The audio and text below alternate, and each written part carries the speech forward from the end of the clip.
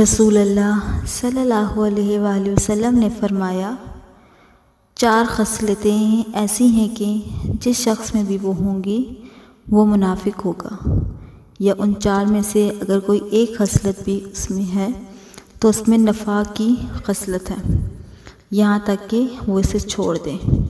Number 1، جب بولے تو جھوٹ بولے۔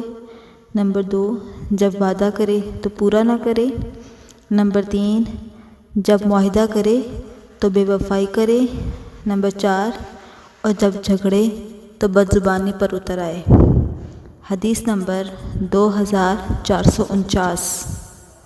نبی کریم صلی اللہ علیہ وآلہ وسلم نے فرمایا، منافقوں پر فجر اور عشاء کی نماز سے زیادہ اور کوئی نماز بھاری نہیں، اور اگر انہیں معلوم ہوتا کہ ان کا ثواب کتنا زیادہ ہے تو چل کر نہ آ سکتے تو گھٹنوں کے بل گھسیٹ کر آتے، اور میرا تو ارادہ ہو گیا تھا کہ مؤذن سے کہوں کہ وہ تکبیر کہے، پھر میں کسی کو نماز پڑھانے کے لیے کہوں اور خود آگ کی چنگاریاں لے کر ان سب کے گھروں کو جلا دوں جو ابھی تک نماز کے لیے نہیں نکلے۔ حدیث نمبر 657۔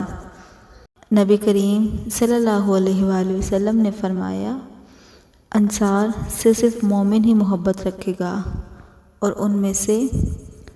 ان سے صرف منافق ہی بغض رکھے گا۔ پس جو شخص ان سے محبت رکھے اسے اللہ محبت رکھے گا، اور جو ان سے بغض رکھے گا اسے اللہ تعالیٰ بغض رکھے گا۔ حدیث نمبر 3783۔